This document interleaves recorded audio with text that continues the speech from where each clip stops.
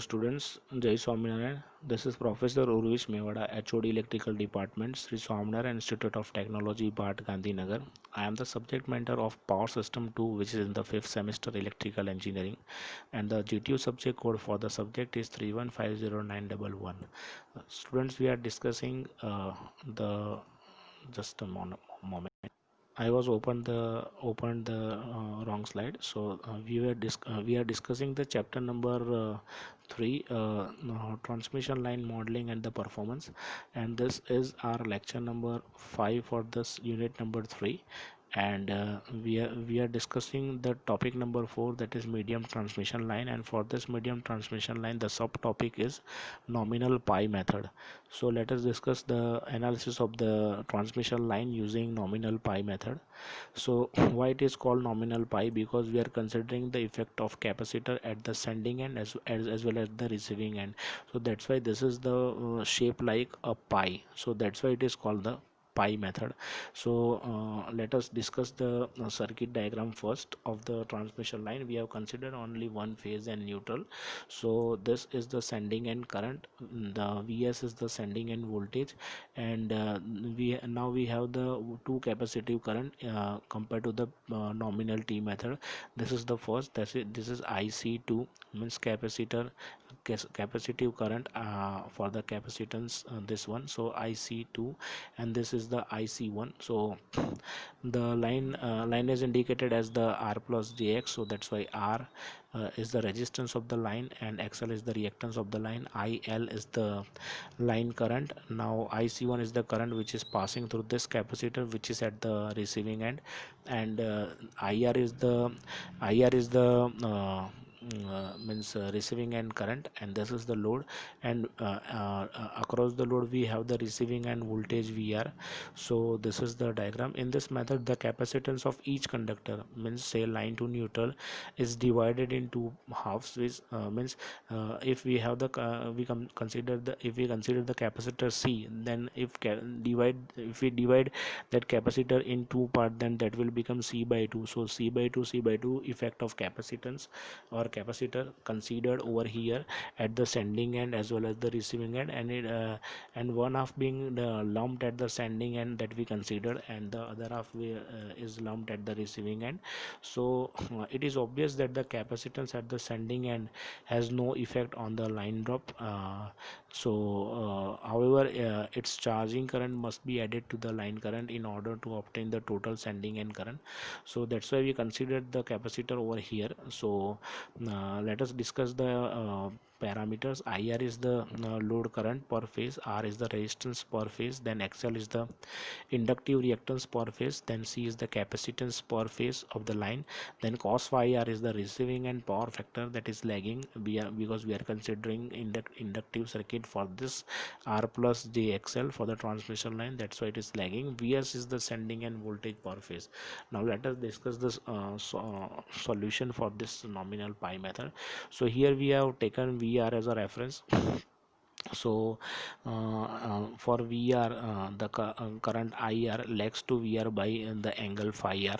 So in the direction of IR, the IL means line current ILR drop will take place, and the ILXL will drop will take place at the exact 90° to the resistive drop.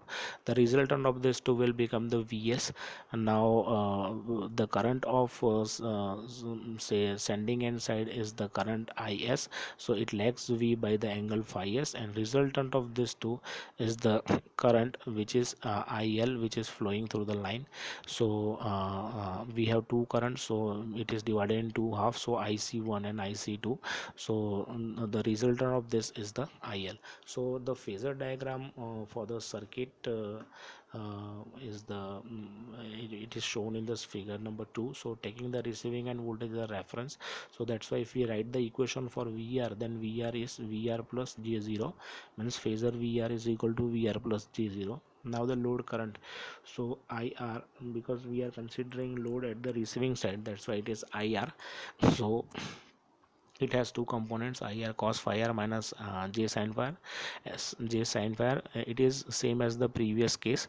So charging current at the load end is IC1, because we consider the capacitance effect over here. So this is IC1 at the load end. So IC1 is equal to again J 2 pi FC, means omega C. C is the C by 2 over here into R. So V is equal to I by R. So R is this I R is means XL, sorry, XC. So XC is 1 upon 2 pi FC.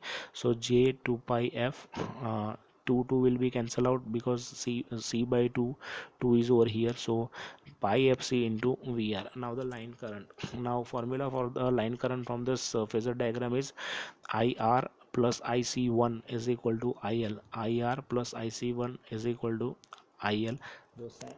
The sending end voltage Vs will have the formula from this phasor is VR plus ILR plus ILXL, or instead to write R and XL term, we can write the ILZ, because the resultant of this two drops will be the impedance of the circuit. So if we connect A to C, that will become ILZ. So Vs is equal to VR plus ILZ. So by placing the value of Z over here, Z is the R plus JXL. So the equation will become VR plus IL into R plus JXL. Now the charging current at the sending end, we are considering the effect of capacitance at the sending end also, because we are considering only the effect of charging current, so that we can easily determine the sending end current. So ISO2 again, it is j omega c by 2 into Vs, because we are considering this capacitance at the sending end side. Then that's why this is Vr and this is the Vs. So 2 will be cancelled out due to the c by 2 term. So j pi fc Vs. Now the sending end current Is. So Is is the combination of IL plus IC2. From this phasor diagram you can see IL plus IC2 is equal to Is. So this is the sending end current. So this is how we can determine the sending end voltage as well as the receiving end voltage. And from the formulas of sending end voltage and receiving end voltage, we can determine the transmission efficiency and the losses in which take place during the transmission in the nominal pi method. So let us go through the examples related to this, so that will be more clear to you. So let's have consider the first example, that is example based on the nominal pi method. And this is again a means typing mistake. This is the nominal pi method.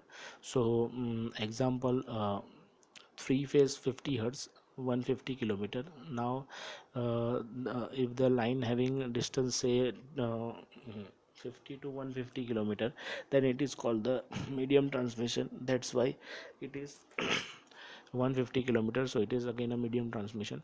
Line resistance and inductive reactances and a capacitive shunt admittance are the 0.1 ohm. So this is the resistance, 0.5 is the reactance, and 3 into 10 raised to minus 6 Siemens is the capacitance or shunt admittance of the system. If the line deliver the 50 megawatt, means this is the power which delivered at the receiving end at 110 kV, means this is the say receiving end voltage, and 0.8 power factor. So this is cos phi r, means receiving end power factor. So determine the sending end voltage and current. Assume a nominal pi circuit for the line. This will be given in your say exam. If the such kind of examples will ask in the exam, such this will be indicated that which method you should apply for the solution. Now we drawn the diagram of nominal pi method over here, that already we discussed in the theory section. So uh, again we are discussing this. Is is the sending end current for the sending end side, and we have divided one capacitor in two parts. So that's why it becomes C by 2 C by 2, and we are considering the effect of the capacitor at the both the end, means at the sending end side as well as the receiving end side. So it forms the shape like pipe, so that's why it is called nominal pi method. And we have two currents due to the two capacitors IC2 and IC1. The effect of IC2 is very nominal in while we receive the power, but we consider the effect of charging, and so that's why it affects the transmission current, so that's why we are considering the effect of capacitor over here also. Now here is the receiving end voltage and load which is connected at the receiving side. We have considered only a phase to neutral line.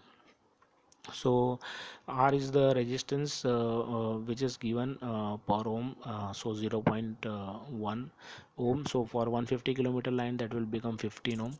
Similarly the reactance XL is 0.5, so it is for the 150 kilometer it is 75 ohms. And total reactance per phase is sorry, total reactance per phase is XL, so it is 0.5, and for 150 kilometer that will become 75. And capacitive admittance, so it is indicated with Y, so it is given 3 into 10 raised to minus 6. For 150 kilometer line that will become 45 into 10 raised to minus 5 Siemens. Now receiving and voltage per phase, so we have the line to line voltage that is given 110 kV, so 110 into 10 raised to 3 divided by root 3 will become 63,508 volt. And the load current IR, so this is the formula for P is equal to root 3 VI cos phi. So this is root 3 V is the VR, and cos phi is the cos phi R over here. So power is power is delivered, means power is to be delivered at the receiving end is 50 megawatt, so 15 to 10 raised to 6, and root 3 VR is the 110 into 10 raised to 3, and cos phi R the which is in the given in the data 0.8 PF. So IR will become 328 ampere. So from this we can say we have the value of cos phi R that is given in the data. So from the value of cos phi R we can determine the value of sin phi R. So sin phi R will become 0.6. Now taking the receiving and voltage as the reference, so VR as a VR taken as a reference, so VR plus, sorry, VR is equal to VR plus J0 because it is taken as a reference. So VR is 63,508 volt, and IR, again IR has the two components. IR is cos phi r minus j sin phi r. So put the values of cos phi r and j sin phi r. So we have the value of cos phi r, that is 0.8, and we have the value of sin phi r, that is 0.6. So by putting this value we can solve this IR. So IR will become 262.4 minus j 196.8 ampere. So charging current at the load and IC1. So IC1 is it is nothing but the V is equal to I by see Z is equal to V upon I. So if you want to write the equation for V, then that will become Z into I, but we have the impedance, so impedance is the reciprocal of the admittance is the reciprocal of the impedance, so 1 upon Z is there. So that's why it is VR into Y by JY by 2. Now we have all the values of Y and VR, so put the values. Y is 63,508, and Y is 45 into 10 raised to minus 5 divide by 2. So IC1 will become J14, means 14.3 ampere. Now the line current formula, we can write this line current formula from the phasor diagram. So IL is equal to IR plus IC1. Now we have the value of IR from this, and we have the value of IC1 from this. So just place the values of all the currents IR and IC1. The IL will become 262.4 minus J 182.5. Now the sending and voltage Vs is equal to from this from the phasor diagram of nominal pi method, it is the combination of VR plus IL into Z. So we have the value of Z in terms of IJXL. So VR is 63,508, and IL is that we already means find out from the this case 262.4 minus J 182.5. So the R of the circuit is 15 for 150 kilometer, and XL is 75 ohm for 150 kilometer. So by placing this value, we will get this get the value of Vs is, that is 81,131 plus J 16,942. This is the complex value, and the R angle theta form of this Vs is 82,881 at angle 11 0.47 degree. So this is the voltage at the sending end. Now this is the face to face voltage. Now the line voltage will become, we are multiplying this Vs with root 3, then this voltage will become line to line voltage. So 82,881 multiplied by root 3, so it is 1,43,550 volt. So we can say 143.55 kV. So this is the line to line sending and voltage. Now line to line sending and voltage that we already discussed in the previous slide, so this is just repetition of the calculation, 143.55. now the charging current at the sending end, so it is considered as IC2. So IC2 is equal to JVS Y by 2. So we have the value of Y, we have the value of Vs. So the value of Vs is 81,131 plus J 16,942.5, and the value of the Y is 45 into 10 raised to minus 5 by 2. So IC2 will get the value of IC2 is minus 3.81 plus J 18.25 ampere. Now from the vector diagram, as we already gone through, that Is will have the combination of IL plus IC2. So we have the value of IL from the previous slide, so 262.4 minus J 182.5, and the IC2 means receiving and sending and capacitor current is minus 3.81 plus J 18.25. So that is the Is is to say 306.4 at angle minus 32.4 degree. So the Is current is 306.4. So this is how we can solve the nominal pi method. By solving the sending and receiving end voltage, we can determine the efficiency also, but it is not asked in this example. So let us consider the example number 2. For example number, so let us consider the example number 2. So the data which is given is 100 kilometer long. So distance is between 50 to 150, so that's why it is medium transmission system. Three-phase 50 Hz transmission line has the following line constants. So the line constants which are given as resistance per phase per kilometer is 0.1 ohm. Resistance per phase per kilometer means is 0.1 ohm. So we have the 100 kilometer line.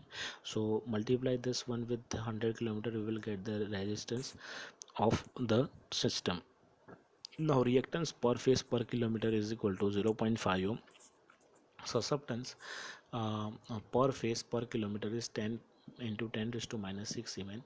So if the line supplies a load of 20 megawatt, so this is this is all about the receiving end side power, and the power factor at the receiving side is 0.9 pf lagging at 66 kV at the receiving. This is the voltage 66 kV at the receiving side.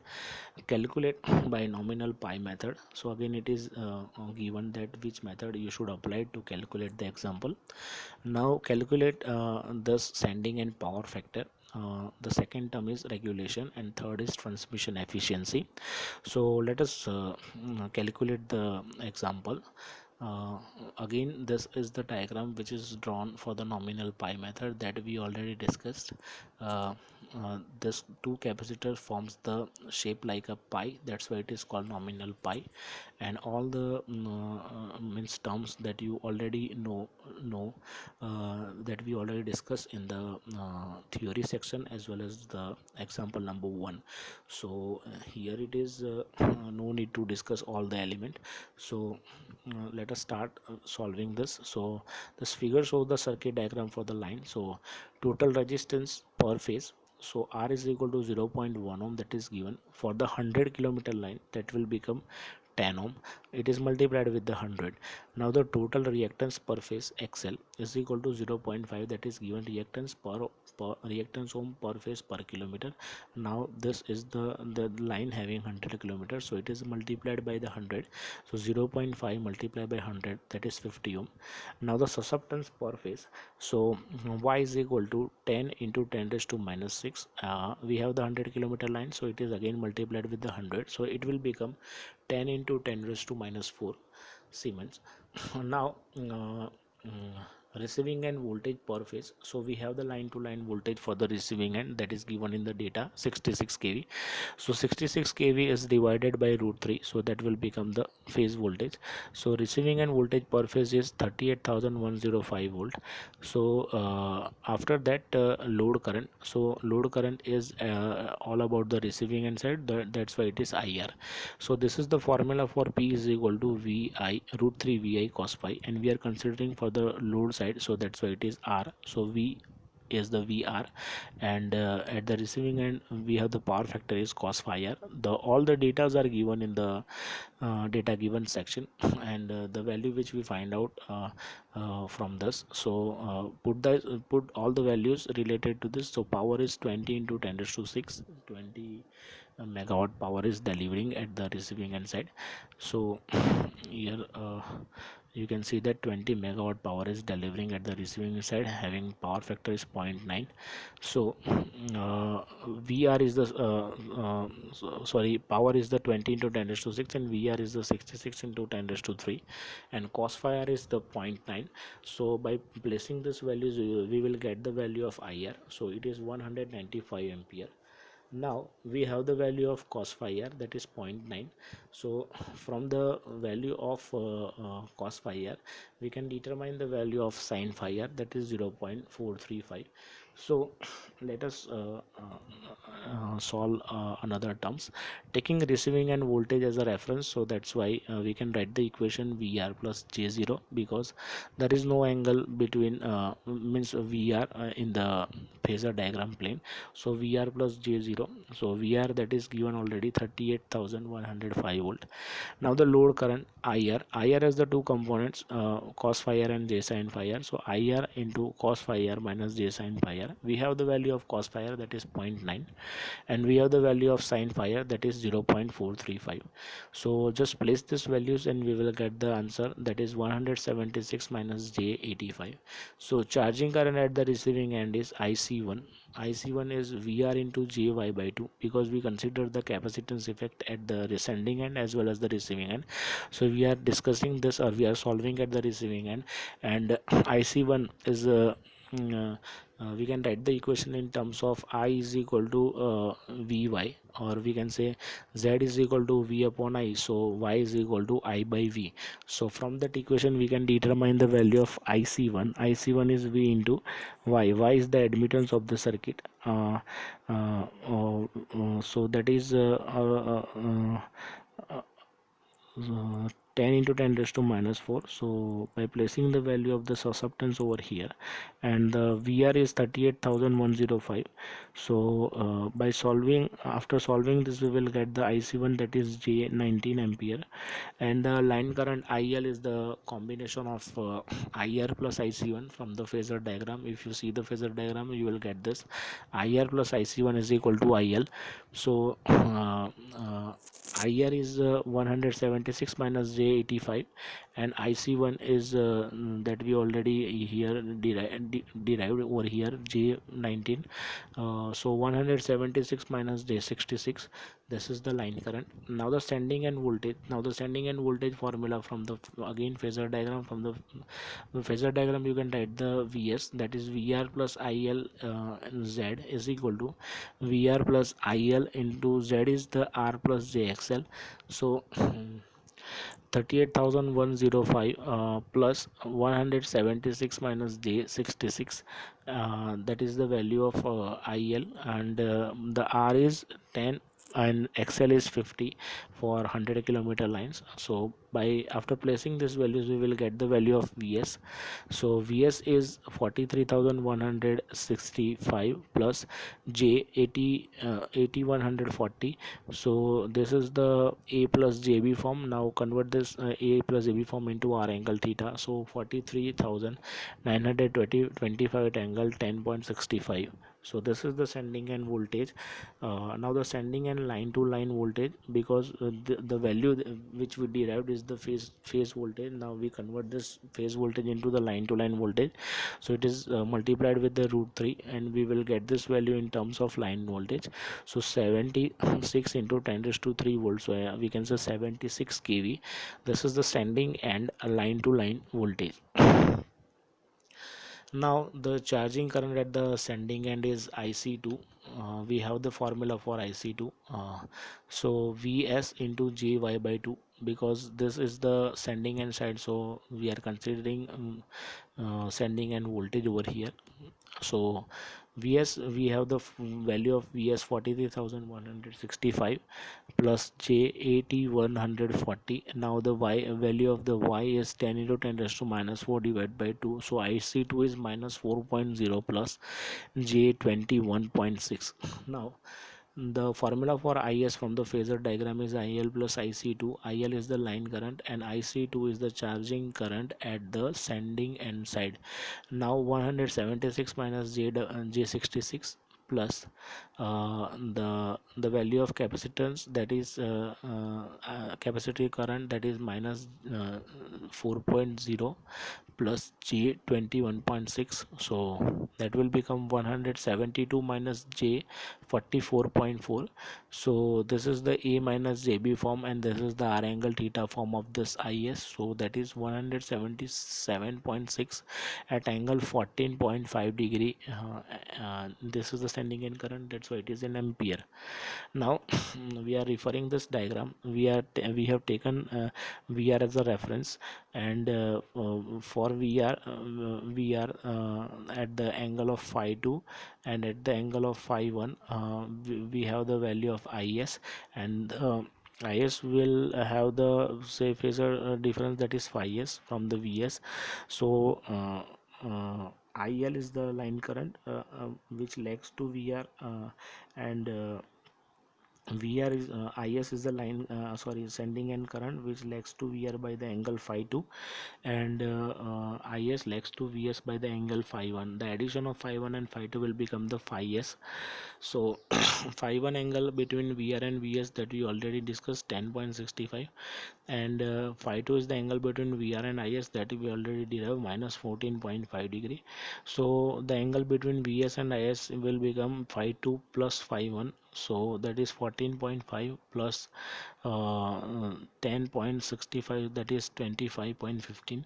So angle cannot be minus, so that's why we are taken this value as a plus. So sending and power factor cos phi is the cos phi s is the 25.15. So just put the value over here. So it is 0.905 lagging. This is the sending and power factor cos phi s. Now now we have all the values of Vs and Vr, so we can determine the voltage regulation. So Vs minus Vr divided by Vr into 100, that is the voltage regulation for this particular given network.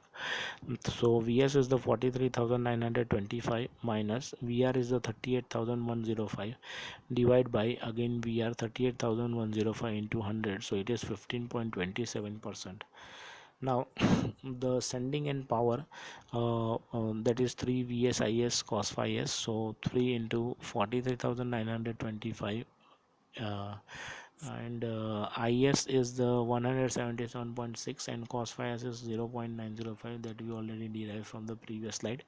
Now just after placing this value we will get that 21.18 megawatt. So the transmission efficiency is output upon input, so output is 20 and input is sending and power meant is input, so 21.118 so into 100, so the transmission efficiency is 94%. So from this we can say that this system having efficiency is 94% and 6% of the power will get into the loss during the transmission. So uh, after this presentation you have the assignment questions. These are the examples that you have to calculate in the assignment. So take the snap of these two examples, and uh,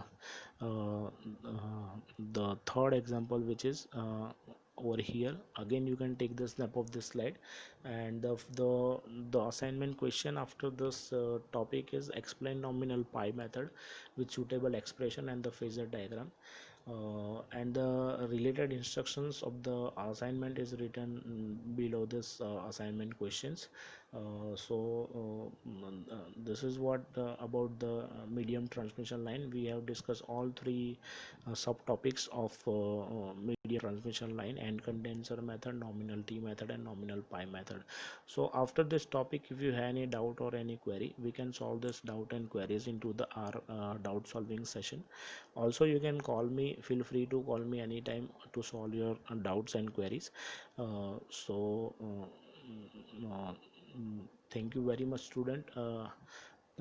Thank you very much all. Jai Swami Narayan.